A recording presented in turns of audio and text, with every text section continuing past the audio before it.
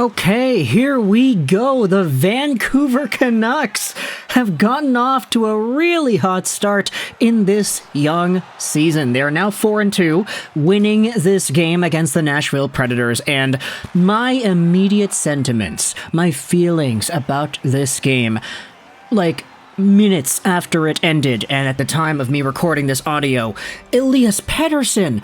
What the hell, dude? I have this guy on fantasy, and I have Miller, I have Hughes, I have Kuzmenko. Sure, Kuzmenko and Hughes, they got points. Great, but had Elias Pettersson just not hit the post with the empty net in the last few seconds, I would have gotten a goal from Petey, plus the assist from Miller because he played it to Petey. Then Petey had another chance to get the empty net goal, but he missed it. This is weird. We are not used to seeing Petey missing the net like that. We know that him and a lot of the other Canucks are capable of hitting the net from long range, especially when it's empty. Brock Boeser in his own zone, near his own goal, chucking the puck right down the middle into the empty cage. We've seen that before. We know Pettersson is capable of doing that. But man, he goes pointless for the first time in a while tonight, and it gives the other guys in the NHL, Jack Hughes, who had a 4-point night today against Montreal, Dylan Larkin, who had a 3-point night today against the Seattle Kraken, Mikko Rantanen, who had scored a bunch of points too. It gives all these guys the leg up, as Elias Pettersson does not maintain the pace and score a point in this one. But I don't think he really cares. Like, of course, a lot of Canucks fans might care about that a lot more than the players do, but hey, a win's a win. The Canucks got out of here with a dub, and they were the better team. They deserved to win this one. Sure, I wasn't paying, like, full 100% attention to this one, because there were 16 gosh darn games on in the NHL today, and I was recording videos for both Montreal, New Jersey, and Detroit, Seattle, but while this game was on in the background, I did see some pretty good things that I thought were noteworthy, and I think the Vancouver Canucks should be very proud of to have accomplished in this one. Starting out with their first goal of the game, which comes pretty quickly into the entire contest. It's Ilya Mikheyev who goes out there and pretty much just kind of throws it on goal.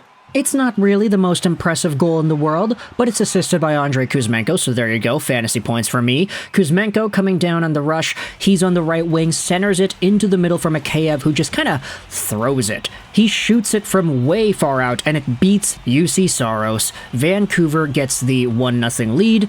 At this point in the game, I'm not really paying too much attention because Tyler Toffoli is on his way to be getting a hat trick, but the Canucks did get themselves a penalty in this one halfway through the first. Too many men, and this was the only power play that either team had for the majority of the game.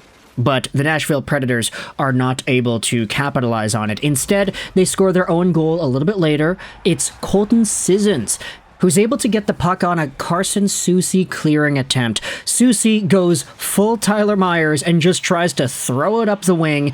For nobody, it gets picked off in midair by Sissons, and he comes right in, snipes it. 4:21 to go here in the first period. 1-1 is the score, and the Canucks are kind of hanging on. I feel like the Predators had a few pretty good opportunities in that one compared to Vancouver, but the second period is where things really come to life for the Canucks as they just totally start to dominate. They respond with chances, they respond with the opening goal. 2 goals, in fact. The first one scored by Phil Giuseppe 20 seconds into the frame.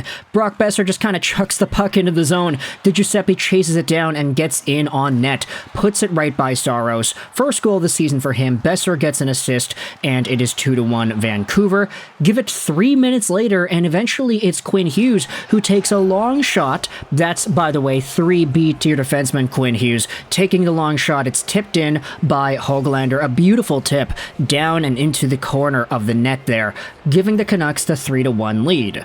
At this point, though, you're really starting to get a bit sussed out because Hoglander kind of got tripped and the penalty wasn't called. There were a few other pretty nice moments for Hoglander in particular. He got a breakaway shortly after the goal that he had scored, but he got poked off on the back check. But at the midway part of the period, it's actually Kiefer Sherwood who gets himself the final goal of what is going to be the entire game. An absolute bomb of an on-the-rush slap shot one-timer. He just unleashes the puck with full flex onto the net. Thatcher Demko Demko can't get there in time. 3-2 is the score after this goal for Vancouver, and that's the remainder of the score for the rest of the game. Now, the thing is, for Vancouver, you didn't have too many penalties called. Just in general, the Canucks didn't have a power play at the end of the first two periods. In fact, the Predators only had one. There was only one called. But in the third period, you started to see the Canucks get a little bit more antsy, a little bit more, I don't want to say pissed off is the right way to phrase it, but you could tell the Canucks were getting a bit frustrated with how they were getting no calls and how they were getting chanced against. There were a few Predators opportunities that were significant in the third period, but Vancouver ends up getting a bit undisciplined towards the end. Firstly, it's Mark Friedman who loses sight of the puck in his own zone and ends up interfering with Ryan O'Reilly in the process. And it's not even like, oh, accidental interference. It's like blatant interference. He's really getting in front of the guy's face. And it's a pretty deserved penalty that was called there. Definitely don't want to be doing that towards the end of the game when you're up by one. And then after the Canucks kill this one off, it's Tyler Myers in the Canucks zone who cross-checks Parsonen, giving the Predators yet another power play. This happened with like 5 minutes left in the game, and Tyler Myers, who had been playing poorly all season, ends up giving Canucks fans yet another reason for him to be on their negatives this year.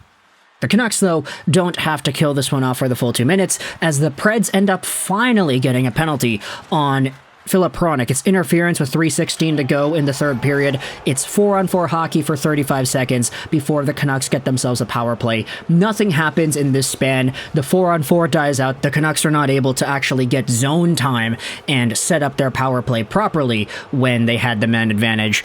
Nashville takes a timeout with 1:07 to go in the game, and they're not able to score after that.